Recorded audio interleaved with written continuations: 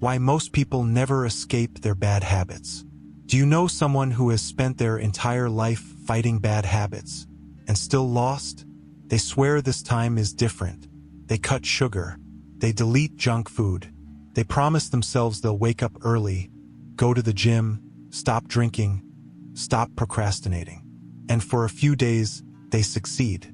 But then life applies pressure, work stress, family responsibilities, exhaustion, emotions, and just like always, they fall back, sometimes even harder than before. Maybe you've seen this happen, or maybe, if you're honest, that person is you. Here's the truth nobody tells you. You don't fail because you're weak. You fail because you're using the wrong system. What if I told you there is a method, rooted in ancient Japanese philosophy, that can help you break any bad habit? Obesity, alcohol, procrastination, lack of discipline, and the most shocking part? This system does not demand motivation. It does not require discipline at the start. And it begins with something so small, you'll think it's useless. This system combines ikigai, kaizen, hara hachibu, wabi-sabi, and gambaru. And it goes completely against what modern productivity gurus sell you. Before we begin, subscribe, like the video, and comment one habit you want to change. Not 5, not your whole life, just one. Because this video exists thanks to a comment from someone struggling with obesity. Weekends, pizza, beer, couch. He told himself he deserved it. After all, he worked harder than most. Then the signs began. Stairs felt like mountains. Tying his shoes felt like a workout. His kids asked him to play and he made excuses. But the moment that destroyed him wasn't physical pain. It was the look in his 7-year-old daughter's eyes when she stopped asking him to play. She learned something without words. My father doesn't play. Christopher had tried to change before. Gym quit, diet quit, running quit, and he reached the most dangerous place a human can reach. Acceptance of defeat. This is just who I am. Until one Saturday morning, his son kicked a ball into the neighbor's garden. Dad, can you get it? Christopher bent down and couldn't stand back up. Not injured, not hurt, just too weak. He lay there on all fours while his son watched. The neighbor had to help him. That night, Christopher cried, not because of his weight, but because his son had seen him helpless. On Sunday, Christopher called his friend Marcus. Marcus had lost 30 kilos and kept it off. How did you do it? Medicine. Doctor. Marcus said something strange. I went to a doctor, but he gave me philosophy. That Tuesday, Christopher entered a minimalist office. No medical posters, no smell of hospitals, just calm. Dr. Takashi Yamamoto entered. Thin, quiet, still. After listening to everything, the doctor asked one question. How many times have you tried to change? Many. And why did you fail? Christopher gave every excuse. The doctor interrupted. You failed because you tried to fix a 40-year life in 2 months. Then he made a strange request. For the next 2 weeks, drink 1 glass of water every morning. That's it. Christopher felt insulted. But he did it. Day 1, day 2, day 7, something changed. You have just learned Kaizen. Not changing everything, changing something, and proving to yourself that you are capable. You are not tired because life is hard. You are tired because your life is heavy. Heavy with things you never chose. Heavy with expectations placed on you by others. Heavy with noise, comparison, pressure, and constant mental movement. Most people think exhaustion comes from effort. Musashi knew it came from excess. Musashi lived with almost nothing.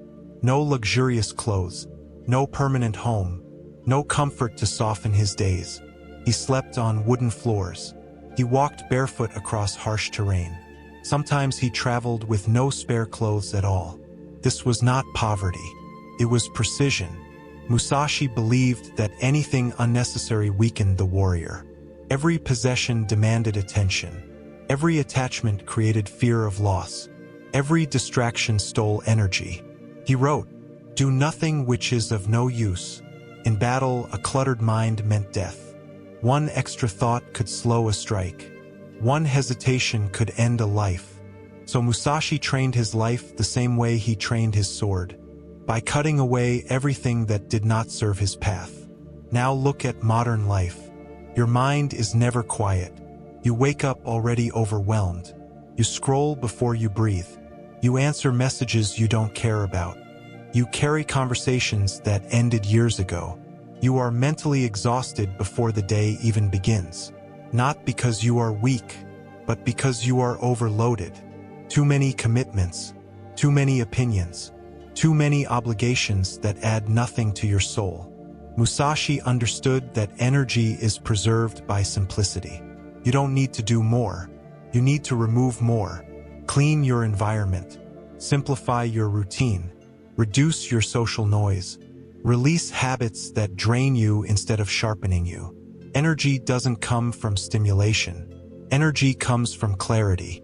When your life becomes lighter, your spirit becomes sharper. Motivation is unreliable. Musashi never trusted it, and that is why he survived. If Musashi had waited to feel inspired, he would have died young.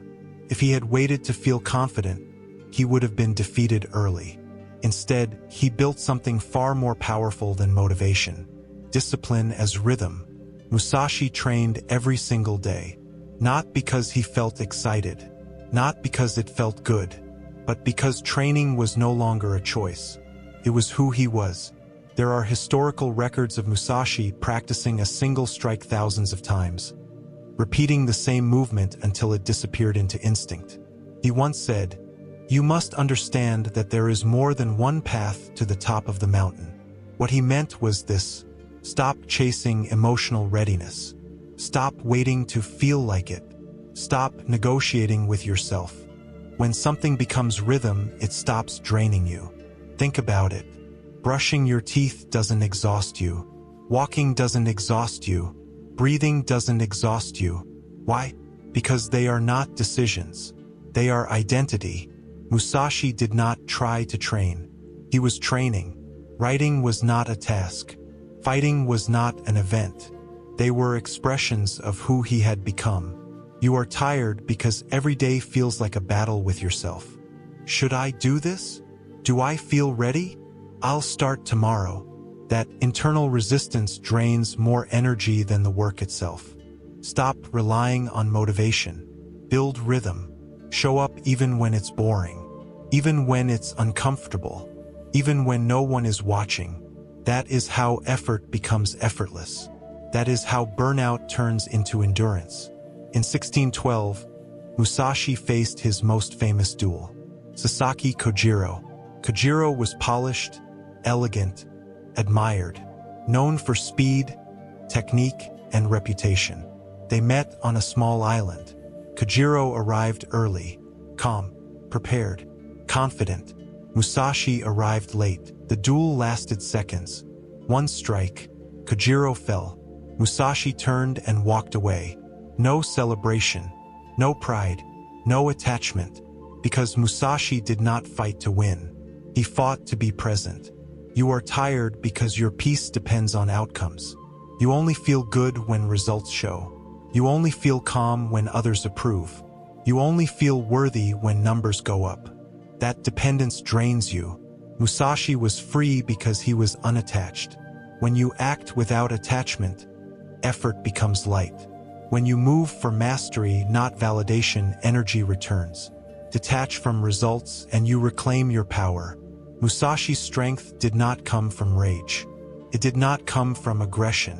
It came from stillness. When people imagine a legendary warrior, they imagine constant intensity. But Musashi understood something rare. A restless mind burns energy. A still mind generates it. Between duels, Musashi disappeared from society. He sat beside rivers for hours without speaking. He painted landscapes with slow, deliberate strokes. He carved wooden statues in complete silence. He meditated alone in caves, listening to his breath echo against stone. To him, the sword and the brush were not opposites. They were the same path, Both required presence. Both required the ego to vanish. Both demanded total awareness of the moment. Musashi wrote, "From one thing, know 10,000 things." He meant this: if you learn stillness in one area of life, that stillness spreads into everything else. In battle, Musashi did not rush. His body moved, but his mind remained quiet. Each strike was not forced, it flowed. That is why he looked effortless while others looked frantic. Now look at your own life. You wake up already mentally running. You eat while scrolling. You work while worrying. You rest while thinking. Your body never stops moving, and your mind never stops talking. For Musashi, each swing of the sword was meditation. Each breath during combat was calm. Movement did not disturb stillness, it revealed it. You don't need to escape your life to find energy. You need to bring stillness into what you already do. Maybe it's in your workout.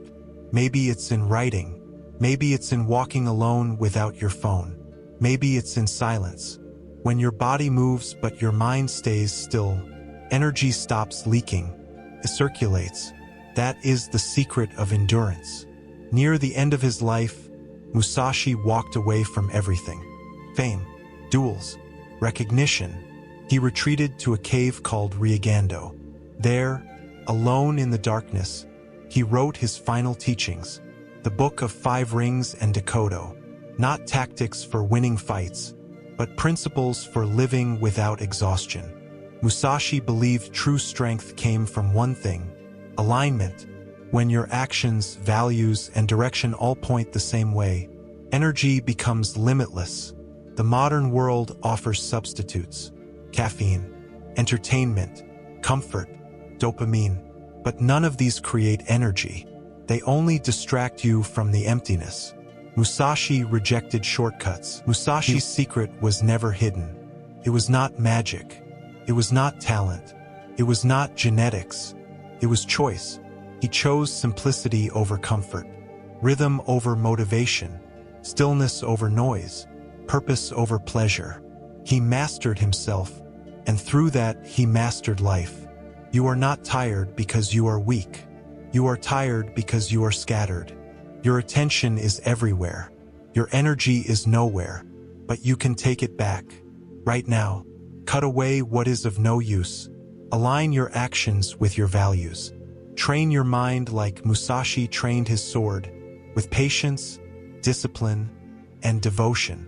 Walk your own path, even if it's lonely, especially if it's lonely, because when your mind, body, and spirit move as one, nothing can exhaust you. You were never truly tired. You were just out of alignment.